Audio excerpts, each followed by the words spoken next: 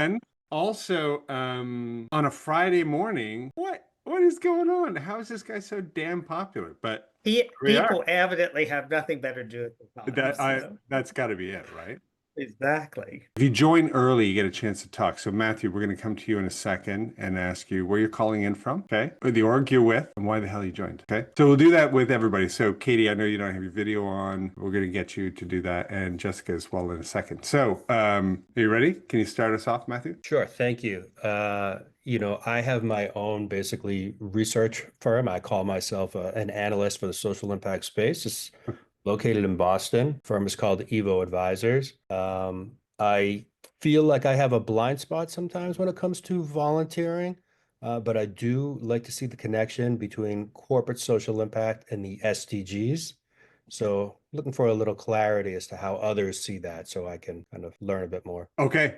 Wonderful. Great intro. I wasn't listening well and missed where you're calling in from again. Boston. Boston. Okay. Okay. Very cool. Very cool. All right. Let's go over to Katie. Do you want to, where you're calling in from? Why the hell you joined? Who you're with too?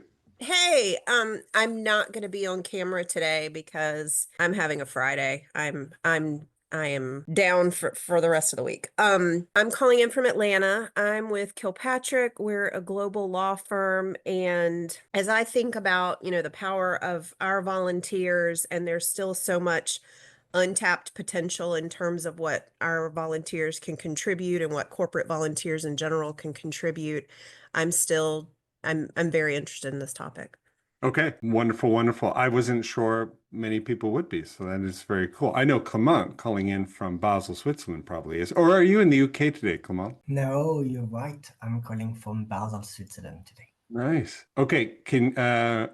Clement is with Novartis, as you can see, calling in from Basel, so we know that. So what drew you into to join us today, late in the afternoon over there? Okay, good question. I was finding that the title was interesting, and I like when you said that, like, what would we change if we were treating it as a strategic system? I like the idea of strategic, and I like the idea of system. So for me, I think we are still in the ad hoc or kind of a boutique or kind of a granular way, and at the moment, he's seen as an employee engagement activity. Yeah.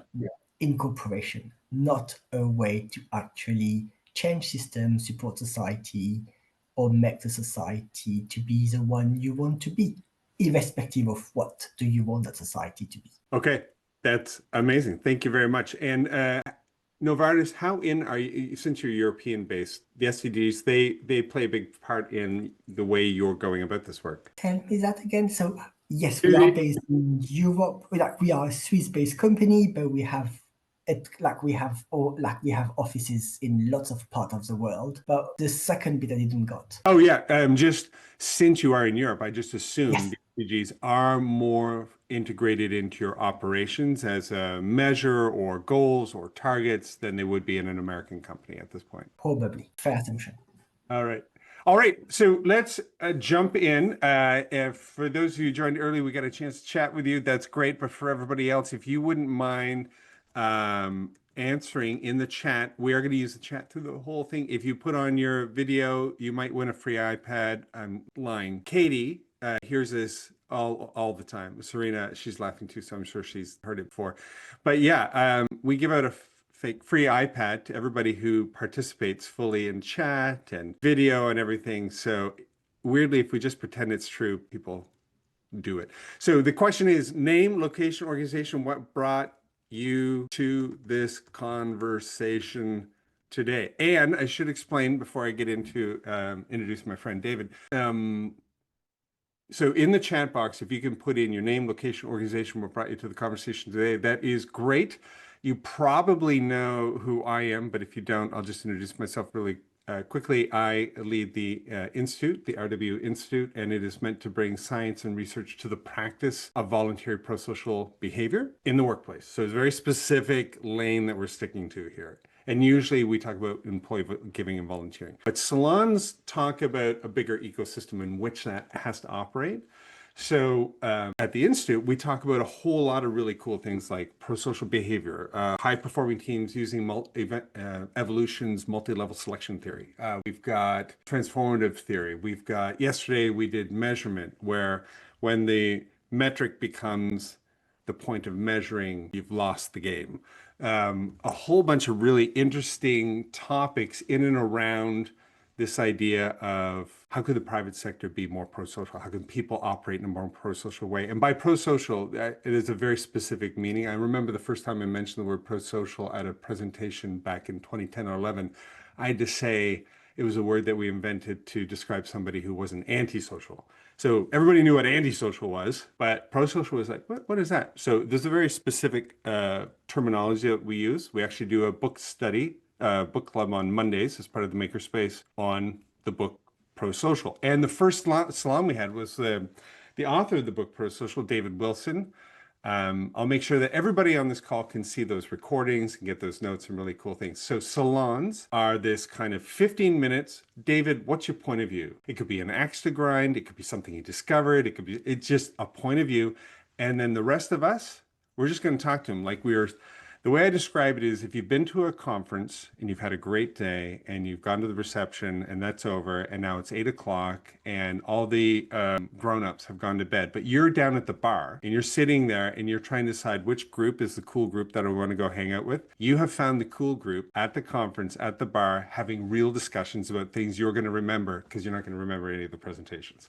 So this is that kind of thing. So for 40 minutes, we're just going to talk to each other and to David. And I encourage you in the, I'll explain more about the Makerspace and everything in a follow-up. We're not going to waste our time with that right now. But in the chat, people are using it. That is great. Katie, Jessica, Clement, Serena, Lacey, awesome, awesome. In the chat, you can do an ad, an ask, or an offer. And an ad is, okay, that's great, David. I think I'd like to add a PDF that backs up what you said. Or there's some research you mentioned, and here's the link. So you're adding something valuable to the conversation. Ask, and adding something valuable, it could be a contradiction too, or a different way of thinking. So that's not, ask is obviously a question. Do not hold on to your questions. You will forget it. Just type it in. And offer is, I have had a different experience. I have a different lived experience. It's different in my part of the world. You're going to offer a variation on a point of view. And those are really awesome. So add, ask, offer. Those who have the video on, those who share in the chat, you're going to win that fake free iPad. Okay, so really appreciate you going for that. David is a really cool guy that I met online phone calls back with Impact 2030. He represents one of 21 or 22 official partners of the United Nations. And he works with over 100 and some odd volunteer enabling organizations around the world with a massive representation from the Global South. So this guy's got perspective, and he's an artist. He has a strong background, music and orchestras and whatnot. Diehard volunteer. I respect everything about him that I know about so far. And so it's not unqualified or anything. I don't know, maybe it's weird in some areas, but I know I am. So I am really looking forward to this. Every time I meet with David, I always think somebody else should be sitting here hearing some of the stuff because it's really cool. And I walk away with, I'd say to my partners, the people I work with, did you know? I've always got a did you know after I talk to David. So I hope you do too. I hope you enjoyed as much as I do. And please bring your full self and ask questions, get what you need, because the Makerspace is about making what you need to create a more pro-social future where there's a place for all of us. All right, so that's what this is about. Do not leave here with something that you can do something with. Like, think about what you need to get done. And if anything here helps you be as utilitarian as you can. So when you get it, you can walk out, slam the door and go, I got what I need. And just like that, you should just extractive, take it and use it because together we need to work together. So David, with all of that, and don't let us down, you're off to the races. Here we go. Great. Thank you so much, Chris. I want to see whether you record these or not. Yeah. Okay. Yeah. Oh, I see. It's already recording. Perfect. Yeah. Great. Well, thank you all for your time today. And it's a pleasure to be with you. And I'm again, going to talk to you about, the contribution of volunteering as global infrastructure and what volunteering means for the Agenda 2030 and delivering the 17 Sustainable Development Goals. And so I hope maybe all of you know what that means. I'll go into it in a little bit of detail, but I did not want to bury my lead. So I'm going to start with what I need from you and make sure that you have the year 2026 already on your calendar as something important for volunteers. So in December of 2023, the United Nations General Assembly declared 2026 the International Year for Volunteers for Sustainable Development. It'll be called IVY 2026. And this is to highlight the role of volunteers in advancing sustainability and thereby promoting and recognizing volunteering as a significant force for sustainable development. And so the General Assembly has called on all its member states, the United Nations system organizations, and other relevant stakeholders, including civil society, the private sector, and many of you being from corporations, you're absolutely an important part of this with your employees, as well as academia, to really observe the International Year at national, regional, and global levels. And so if you hadn't known about 2026, it will be the 25th anniversary of the first International Volunteer Year in 2001. And so we're excited to be featuring volunteering so directly through the United Nations in 2026.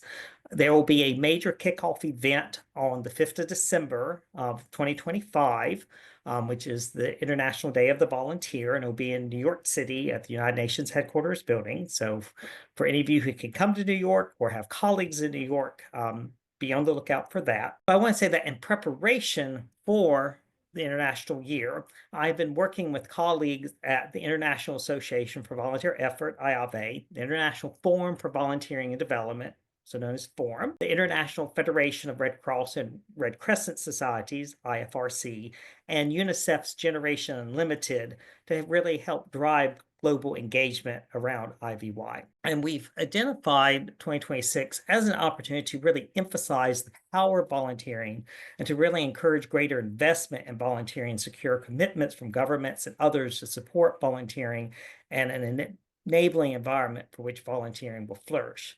Because that's one of our key messages for 2026, that volunteers can significantly contribute to sustainable development, but only if provided with an enabling environment. You just can't say, we hope volunteers will show up and that they will do good work. You have to really prepare for taking advantage of the human power that volunteers provide. And so as a result, we are really looking to develop a call to action that engages all sectors in the volunteering ecosystem to help create and maintain the environment, so that we need to hear from people and organizations across the volunteering development sectors to really shape a global campaign to reflect this collective vision and priority for volunteering in 2026 and beyond. So to that end, I have a simple request of all of you, is to take a survey, about a 10-minute survey. It's in English, French, and Spanish. I put the link in the chat. And not only do I want you to take the survey, I want everyone you know to take the survey. Send this out to your employee volunteer programs, your employees that are engaged in volunteering, any networks, any of the nonprofit and NGOs that you work with. We are hoping to get, thousands and thousands and thousands of respondents to the survey, because we want to hear your voice to help us know what we need to be doing to create these enabling environments and drive this global engagement. And for more information, I just put in Forum's website, where they have lots of details about International Volunteer Year. We're working very closely with UNV, United Nations Volunteers, and they're putting information on their data hub. And so we are really looking forward to hearing from you. So that is my lead, that I did not want to be buried. So the other information I wanted to provide is about this topic of the 2030 Agenda and the 17 Sustainable Development Goals, which were adopted by all 193 member states of the UN in 2015. And again, as Chris sort of alluded, in the United States, the SDGs are not nearly as well known in most other countries in the world. They sadly have not been a priority in the past decade, and whereas they have been a great priority in many countries. And I sort of created my own little cheat sheet that I will drop into the chat as well, of how to think about the 17 SDGs. Of their numbered SDG 1 through 17. And again, it's around having no poverty, no hunger, better healthcare, better education, gender equality, better water and sanitation, clean energy, improved working economies, improved industry and innovation, reduced or no inequalities, how to create sustainable cities, how to reduce responsible consumption, how to counteract climate change, how to benefit oceans and life below water, as well as benefiting the biodiversity and life on land, how to ensure peace, and how to create partnerships to achieve all 16 of those SDGs. Not a short or non-ambitious list. And so the UN and countries around the world have been working on this group of SDGs, again, for a decade. And what has made them so special since they were initially launched in 2015 is that there's sort of 5 characteristics of these goals that allowed the member states to come rally around them. And that was that they're universal, that they apply to all countries globally, that they're indivisible, they work together and are interlinked, so you can't pick and choose. They all, one can't be achieved without another. They're really transformational. This is not about incremental change, but this was really to say, how can we make the world a better place? They do require all sectors, again, not just government, but again, the private sector, NGOs, academia, philanthropy, everyone coming together. And of course, they need volunteers to achieve these goals. That, I feel like volunteering is always the secret sauce and often the underappreciated aspect of the work that happens in communities to make all our lives better. And it's really been my privilege to serve as the representative for the Voice of Volunteers at the United Nations for 6 years now, for the volunteer stakeholder group. And my association, again, with global volunteering and the movement goes back more than 2 decades. I worked for the Points of Light Foundation, the National Volunteer Center in the United States, starting in 2000, and then was at the international conferences in 2001 for the first international year of the volunteer, which really opened up my eyes to the power of volunteering worldwide. And what's really impressed me during my 6 years engaging with the UN systems and their member states around the world is that volunteers and volunteer groups have this designated seat at the table. And they were given this seat in about 2013 when the UN said, we need to expand who we're hearing from. And there have been other major groups from civil society engaged at the UN, say women, children and youth, business and industry, NGOs, etc. But I really was impressed that the UN wanted to put a special seat for volunteers, and now we're one of about 21 major groups and other stakeholders representing civil society and non-governmental interest at the United Nations. And the Volunteer Groups Alliance is that global coalition that's come together of more than 100 organizations and networks worldwide in around 150 countries that are looking to promote how sustainable development is happening through volunteering in all its forms. And the VGA and its members supports and promotes the contributions that volunteers are making in sustainable development and continue to work to gain recognition for this important role that volunteers play at the local, regional, and national levels and in all the UN processes. And so, again, this global nature of both VGA and many of your companies also reflects the universality of what's known as the 2030 Agenda for Sustainable Development. And again, when it was launched in 2015 and the 17 Sustainable Development Goals, the idea was that we were to achieve them by 2030 as sort of the world's to-do list over that 15 years around eradicating poverty, protecting the planet, ensuring that all people can enjoy peace and prosperity by 2030. And this sort of ambition to achieve a better and more sustainable world was a great maybe more aspiration than something that we could actually realize in 15 years, although ideally we could have. And again, we don't feel like any of this can be done without partnerships together or without volunteers. COVID certainly threw a huge wrench into where we were just 5 years into the SDGs. Certainly, we've seen major shakeups in world leaderships of various countries. There continues to be war and conflicts that we are hoping that, coming together around these SDGs would help solve. We haven't gotten there yet. but the role of volunteers in all these areas is so critical.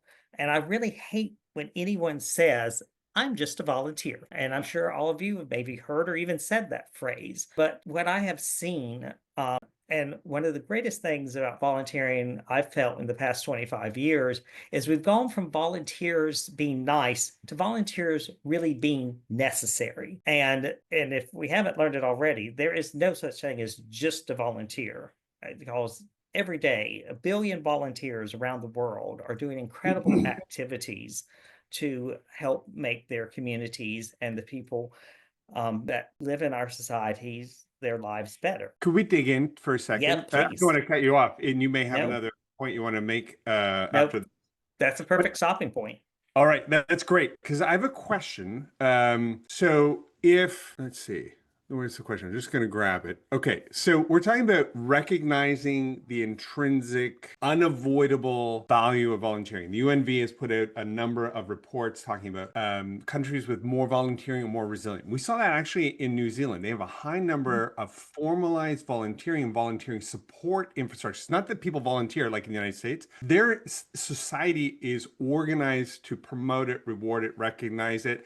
Up until recently, the entire hospital system was St. John's Ambulance, which is just all volunteers. And now they have some professionals, but 4/5 of the group is still all volunteers. They depend on them showing up, but they invest in it heavily, like David's talking about. And so that country they did much better than a lot of other countries when COVID happened because they had a voluntary force. So if we're talking about the importance of volunteers and volunteer networks, it's going to take more than just talking about how great they are. And it's going to take some systematic or some jiggering around with the systems in order to make it actually work like they do in St. John. So, in New Zealand. So, David, my first question, I encourage everybody else, remember, it's an ask offer. There's a free fake iPad in play here. So what do you need to get out of this? Don't be polite. Don't listen nicely. Don't just hang around. Get what you need. Be extractive. Okay, so my first question is, and it's obviously an opinion of David. He's not going to go out and make this happen. How might volunteer networks be mapped and treated like a country's critical infrastructure, on par with hospitals, energy grids, or water systems, especially for climate resilience or pandemics, let's say? Do you see that happening in any of these countries? And is this question ever brought up? You know, it's a great question, and it also goes back to another thing I hate when people say, oh, volunteers are free. And so the individuals may not be paid, but volunteering is not free, and creating this enabling environment is not free. And so part of it is, one, making sure that you are willing to make the investment, not only of time and energy, but also of money to do such a mapping and to really help increase the ownership of the development agenda through volunteering, and how you integrate volunteering into whether development strategies, whether national or global, and then measure the volunteering and its contributions. Is that happening anywhere? Not as much as it should be, but I know that another thing that the United Nations Volunteers is really looking at is that every 3 years, they do a State of the World Volunteerism Report, the SWVR. And is that publicly available, David? yes, as it's well? publicly available. Okay. You can go back and look at the different reports over I'll find the various link. years. State of the World Volunteerism Report. And the next one coming out, they really want to focus on that measurement piece, because that was the one thing that the SDGs did start setting up, is that the UN not only said, here's 17 goals we'd like to see accomplished, but they said, and here's 169 targets that we want individual countries to be measuring. And so I think that the movement of not just talking about the activities that volunteers do, but what's the real impact that volunteers have. And I think that's particularly true, like in corporate social impact reports and employee volunteerism. It's not how many employees did we engage, how many projects did we do, what difference did they make? And that we're really bad at on the reporting side. And maybe Clement, you can talk about, have you any success you've had in showing not attribution, but contribution towards some of the SDGs for this work? But before you do that, it sounds like David, and I do not want to ask all the questions No, that's fine. That's starting to do an interview. But so anybody, seriously, if you're thinking about and they can be belligerent questions. I'm trying to put up kind of pushy questions myself. So, David, you're saying volunteering is important, and the only way we're going to see it is if we can measure it. And you said we need money to do that. There's no money. There's no money to even support volunteering in a lot of these countries in a sort of a systemic way. So what investment vehicles like a social impact bond or blended finance could we create to fund long-term projects? Have you, again, in your experience, I have not seen that happen. I know with Impact 2030, we talked about impact credits and creating some of these bonds using some tokens. But any examples of anybody anywhere using any of these very well-established systems and applying them to this critical infrastructure? Not as well as should be done, or it's applied, and it's almost like we got the cart before the horse. Okay. And that if we actually invested in the measurement, we would see the results to understand why we need to invest more in the infrastructure. Do you think we should show what the output and be able to value that, and then work back to see could we get more of this? Correct. right. Or we've invested in how are we sending volunteers to other countries. So many Yeah. countries, the United States has Peace Corps, England, UK has VSO, France has France Volunteer, Norway has Norway. And And there's so some the- other ones like Pixar Global and others that do it as Exactly. well. Yeah. and so we've invested to almost as our soft power to send our citizens and volunteers to the global south or wherever to help and volunteer programs. And there's more measurements around that, I think, just because again there was the government funding, and so I said always, It had follow a the bigger money. price tag, right? Yeah. SAP's social sabbatical, they'll send people for months, but it's a big price tag. So somebody's going to, but in that case, David, it's almost because it costs a lot, we have to justify the expense. And you're saying we should forget all that, show the value of the outcome, and then you won't have such a hard time justifying the expense. Correct. And the bang for the buck is so small. I mean, that's just it. If you had to hire employees to do the work of volunteers and pay, a living wage or minimum to have people do the work that 1 billion volunteers are doing every year. And so it's like the little investment has a huge payoff. We just have to help people understand why that investment is even more critical now than ever. Awesome. David, let's go over to Clement. Clement, you have your hand up. You can say whatever you want. And I would love to see what you think about this. And then Serena, we're definitely going to go to that question. That was a great question. Okay, cool. So obviously I'm convinced on like your proposition. For me, it's clear that actually volunteering is such a low investment and such a high return. But I'm not really I'm not sold on the idea to invest the little resource or sector hour on the measurement. I'm a big fan of the measurement. But if I look at where we are as a maturity curve around measurement, in our industry, philanthropy with cash rich is already rubbish at measurement. So actually the part of our sector, which is the more cash rich, is already totally poor, bad, awful at social impact measurement. So are we not trying something which is a massive hurdle to try to measure something like volunteering, which is even more complicated to measure than philanthropy or cash or grant? Actually, so I'm not sold on the way that I buy the premise, the fact that yes, it's a high return on investment for a low investment, but I will not kind of take the limited amount of resource we have as a volunteering space in terms of that measurement, because I think volunteering is quite complex to measure, and we are already kind of in a space where measurement is poor. We are in the most complex space.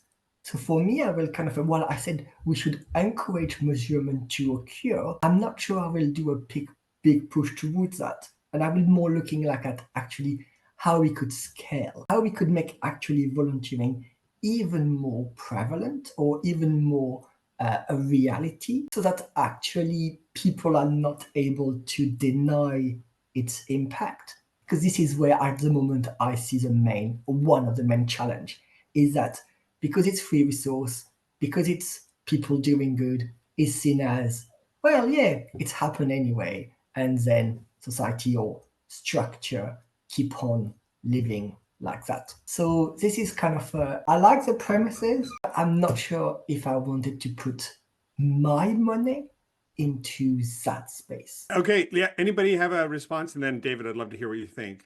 Sure. Anybody else feel the same way or have a similar experience? You have limited funds. Are you going to use it to mobilize? You're going to use it to equip? You're going to use it to measure? Especially since measuring, we go back to decision leaders and they're like, that's nice, I don't care. Nothing really, based on all of the past work that we've done, seems to have moved the needle on triggering more investment. Not that we're disagreeing, David, but it's the right move. It's just speaking. It seemed. So let me just throw up Clement, see if that's what you summarized, and then I'd love to see if anybody else is vibing with this or has a different experience with it. And then I always go back to one of my sort of heroes in management and business philosophy, Peter Drucker in the United States. This quote is attributed to him: if you can't measure it, you can't improve it. And I think part of what we're trying to do is, volunteering has been happening since beginning of time, basically. Or measure what matters. That's another great quote. And so we've been doing all this work, but as Chris said, have we really been moving the needle? Studies just in the United States that volunteering actually is on the decline. The number of people volunteering has actually been dropping. And someone just put in the chat about our federal government doing away with our sort of domestic Peace Corps known as AmeriCorps. And so I think that, again, continuing just to say, give us money because we do good work or because we're nice people or our agency meets needs has been a strategy we've been doing for so many years or decades. Yes, and could we add to that? And we've measured it. We know exactly the impact we're having in our community. And I think it can also be measurement of the impact, not only on what social work is being done, but also the impact on the individual. So do you have measurements on your employees' improvement because of their volunteer activities, in addition to what their volunteer activities are? yeah, and listen, I keep interrupting. Everybody Please. should be too. I appreciate the hands up if you want to do that, but it's hard to see them sometimes, so maybe you need to verbally do it. And for those of you who are not on video, just speak your mind. We'll stop everything to include you. Okay, so David, you just said the data from that Sona put out through Benevity shows 58% clocking under 5 hours. We would say of your 25% or less that volunteer on a regular basis, 70% are actually going to do under 6 hours. 25% are going to do between, the median for them is going to be about 40. And there are 5% of the 25% that volunteer, their median's like nuts. It's like 500-600 hours. Some of them over 1,000 hours, right?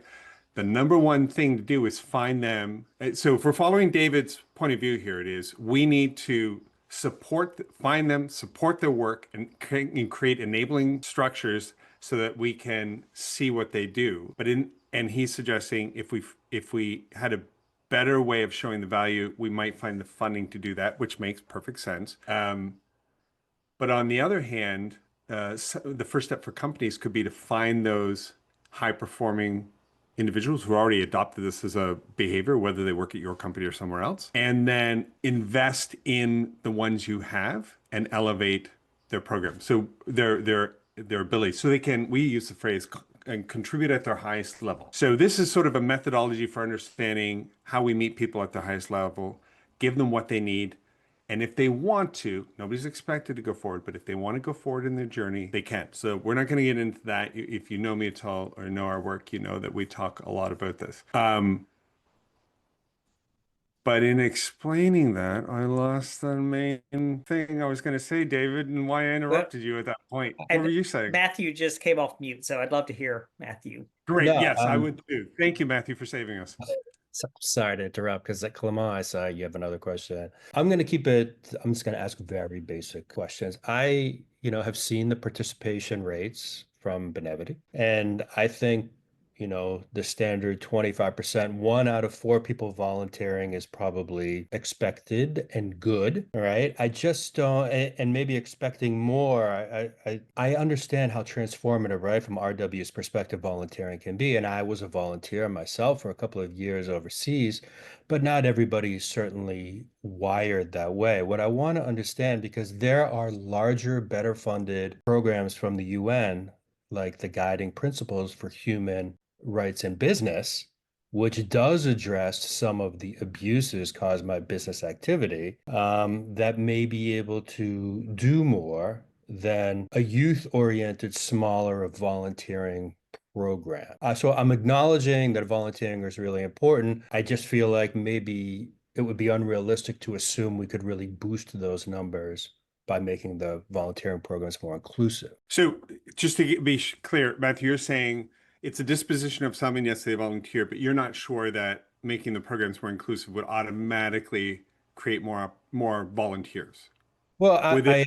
I understand theoretically, right? Yeah, Everybody sure. only from the business silo, right? You want to give this transformative experience to as many people as possible. But maybe Yeah, 1 out of 4 is good. Maybe 25% really is good. yeah. Maybe if you want to be more impactful, you move away from the employee-centric stuff and this is just from the business perspective, to institutional levers that a business can pull, to have a larger effect. Right? Much like the UNGP Guiding Principles for Business and Human Rights says, volunteering has its place as a single channel of only in a multi-channel effort. Why does the United Nations Volunteer Alliance want more funding for? I don't understand they want more volunteers or what are they funding? More volunteer programs to do what? What type of volunteering program? That's my And question. David, yeah, and David, you'd be better positioned to answer. They don't mobilize a ton of volunteers, and but their mandate is not just in that part. It's actually on the concept global. David, you can speak more closely. And part of it's humanitarian relief, where there isn't an enabling structure in countries to easily mobilize their citizens as volunteers. And part of the measurement piece even is that the statistics we have is only formal volunteering, an individual in some sort of NGO agency. What is completely missing is the informal volunteering, the neighbor to neighbor. That's not hardly being tracked at all. And because I agree, Clement, there's just a tremendous effort to even get the formal volunteering statistics. How you get to the informal may be impossible, but I think that it's still important to figure out sort of the why volunteering is critical. And in our very polarized world, I feel like volunteering is the one thing I hope no one will argue over, that regardless of political ideologies or religious differences or ethnic differences, everyone can agree volunteering is a good thing. And so how could we also maybe utilize volunteering as a rallying cry to bring disparate people together, to have a better society, and to give people who feel helpless specific actions that they can do? Because, we all see effects potentially of climate change and global warming. Well, what are things that the average human being, other than just shut themselves up in their house, could actually help? And yeah, we're not going to solve maybe world hunger for 5 hours a year, but if you keep multiplying the number of people working on an issue, those 5 hours, it becomes exponential, and we could eventually get to where we are making some of those differences, that the high tide could lift all boats eventually. All right, let's go over to Clement. Me again, okay. So on which component? So what I was Wait, trying. was it you or Katie who had the hand up? I could I have got think confused. it was me. No, okay, was it Katie? Nope. All right. But Well, then I you interrupted for no use reason. the speaking baton, Chris. I will take it. So Okay. I think we're in agreement that it's important to measure that what does matter, and it's actually show the value of it. But if we talk about system and strategic system, I wonder, should we not use the same strategic lens to our space? So I love the beauty of the volunteer from neighbors to neighbors. For me, this is amazing. this is so beautiful. Now, do I want to create a system of measurement of such intervention? Actually, I'm not too sure, because actually that intervention will occur irrespective of such system and such measurement. And my true belief as an individual is that any kind of UN, governmental, local, any kind of a system will actually may not end up encouraging such intervention, because the intervention has occurred or is happening outside of the system, has happened before any system arises, and will happen anyway. So if we really want to be systematic and if we want to be strategic, actually, because we have those amazing SDGs, is they're asking for me in much more of a frame to measure volunteer insight. And I will actually try to be much more strategic on which part of the system do we want to measure, so actually to leverage the value. And I will go more for an approach of like, rather than volume or like measuring everything, is actually what are the elements we could measure, but also what are the ones we want to measure. Yeah, we talk to companies all the time about being able to measure the bias shift in volunteers by volunteering with their outgroup. People see the humanity. We dehumanize our outgroup if they're too far away. It's just a default setting you're born with. Every brain works that way. And if you have an experience, meaningful experience where the outgroup is humanized, you grow new neural pathways and you think differently, not just about that group, but it begins to affect all of your thinking. Which is really cool. So I agree, Clement. Maybe there's some things to measure in terms of progress or value that we're not seeing. Because David, we've been talking about outputs and what we can make happen in the world, which I think is really important. But there's an aspect of what happens to the humans and the internal change that lasts well beyond that event and can be passed on generationally. One other thing I want to say, just about this, since I have the mic at the moment, if you are interested, wait, let me put this in first, in this chat first. We were talking about good behavior being also caught up in the volunteering. Benevity does capture a lot of mission, good behavior type. I didn't use water bottles and I bike to work as volunteering. Strictly speaking, that's not usually what we talk about, even though, as everybody on this call said, it's amazing. But you will find CAF Online does count helping your grandmother up the stairs as volunteering, and their numbers globally are massive. So if you wanted to know what formal and informal all mixed together looks like around the world, you will see people being very pro-social, reporting themselves to be pro-social. If you're looking for specific volunteering, like in a formal way with an organization, that kind of thing, the numbers are much lower, and I would go to the country's census data instead of this one. And finally, if you are, and this is not the end, and David, I'm going to give it back to you to see if there's anything that we said that you want to speak about, but I do want to say there is a really interesting the idea of formalizing or recognizing formally volunteering and its value to society. If you are interested in making that happen in the United States, we are going to be featuring this project, which I was happy to be a part of when Brian Baird brought it up. He's an ex-congressman. He's in Washington. And this will be the first museum center supporting service volunteering. It's going to be right down in DC next to the National Mall. Volunteer Groups Alliance should be a formal partner of it, by the way. We should get you involved with that as well. Now that the Institute for Peace has been demolished, you're kind of, we're going to do what we can with what we've got left to resist it. Yes. So this is an answer to David saying, look, could we formalize it and see it so it's not just something everybody knows about and does and we never really talk about it, but just begin to give more to it as an important part of a society. That is exactly what this is about. So I encourage you to drop into that salon next week if you want, or at least catch the recording later. I'm calling in from New York City area, but I was in Washington, D.C. on Tuesday and went to the Martin Luther King Jr. main branch of the public library to see a preliminary exhibit that has been set up in the library of an example of what would be in this museum. And really? So was yes, it cool? It's very cool. And again, it was simple. It put up an exhibit about the great work volunteers are doing in Washington, D.C. and great NGOs. Yeah, they want to do that in every library in the United States in 2026 because before the current administration came in, Republicans and Democrats agreed to have more volunteering in the United States in 1 year in 2026 than any other year because it's bicentennial.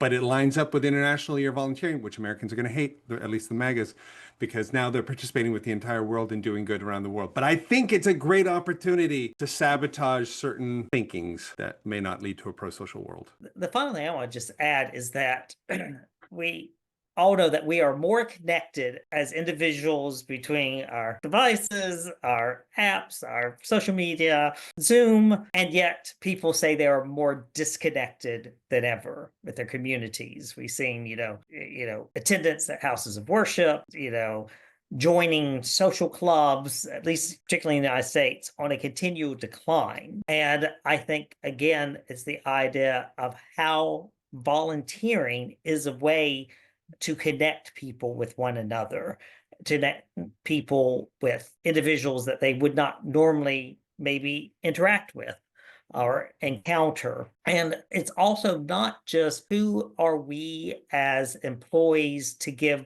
back to this community, but how do we engage individuals in those communities as volunteers as well, and working with us as opposed to volunteering to us. And so I think there's lots of different ways that we can reframe and rethink about what volunteering looks like, who is considered a volunteer, and how individuals can be engaged. But all that takes being strategic about what systems should be in place. And again, using the potential framework of the SDGs as another of those measurement tools of what our volunteering, to what end are we looking to have our volunteer go? And I'd really love to see so many organizations start coding their volunteer opportunities around the SDGs. And even the SDGs may not cover everything you want to do. So for example, as Chris said, I work a lot in the arts sector. Arts aren't quite represented in the SDGs the way some people would like. And we know there's a lot of arts volunteering. But again, how can the SDGs still serve as a framework? And also volunteering is a way to get the SDGs out into the populace as well. Awesome. Well, this has been an amazing conversation. Now I want to go around the room. You got to leave with something. So I'm just going to call you by name. Don't be nervous. Don't be scared. You're perfectly safe. Nothing bad's going to happen. You can say pass, no, I logged in mistakenly. I've been doing email, whatever you want to say, it's fine. There's no bad answers. But here's how we do it. And if you come to a few of these, you'll figure it out. I'm going to say a name, and then I'm going to say 3 names in a row, rather. And then you're going to know when you're coming up. So we're going to start with Serena. I'm so sorry. I'm giving you a few seconds here. Okay. Anything you want to add, ask, or offer at this point, and then I'm going to go to Lacey and then Jessica, and then I'm going to start getting some of the folks audio only. So Serena, then Lacey, then Jessica.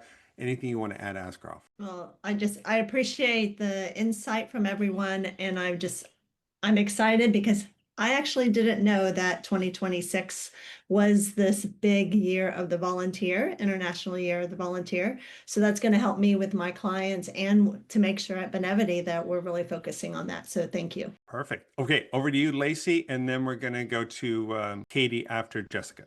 Lacey? Thanks. I think just sort of adding that we're all struggling around that same thing. Like, what is the value of measurement? How much importance do we put on that versus what we're actually doing and what our volunteers can accomplish, and how we're creating accessible opportunities and removing roadblocks for them to do it, and where's that right balance? So just sort of helpful to hear what others are thinking about that as well. Perfect. Thank you for that reflection. Jessica, Katie, and then Matthew. Yeah, thanks. This was really helpful to hear from so many different perspectives. Just making me think about new ways to communicate about the importance of volunteerism and investing in volunteer engagement. So thank you. Awesome. Matthew, Katie, and then Clement. Sorry, sure. I was just writing down some notes, and I'm so sorry for always being a critic. I don't do it just to be devil's advocate. Right? I have you down to win the iPad, actually, at this point. Volunteering is great. All right. And it can probably help our civil society right? And our dwindling civic participation. But, we don't live in the same world that Tocqueville described, 200 years ago, America's robust, associational life. We've got systemic problems these days: insecure employment, wealth inequality, political, leanings to the right. And so, yes, our problems are systemic. And as I love volunteering and acknowledge its transformative nature, our efforts should be focused on institutional strategies. Good. Awesome. Katie, and then Clement, and then Nikki, if you don't mind. Yeah, I love the conversation. I love the some of the comments in the chat too, and I'm thinking a lot about that. We don't solve hunger at 5 hours a year, and the transformative impact on the volunteers. And Matthew, while I hear you on the institutional efforts that need to happen, there's just this I agree with that. And there's this untapped potential of all the human beings who aren't doing as much as they can.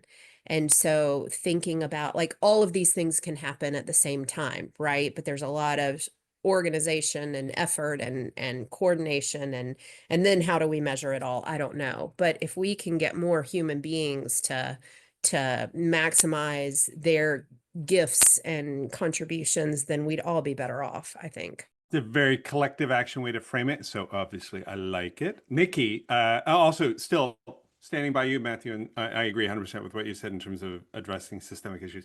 Nikki, I'm going to ask you to go before Clement, and then David. Awesome. Thank you so much. Sorry, I'm not on camera. I had to get my morning walk in, and this just happened to coincide with the walk. So thank you so much for accompanying me.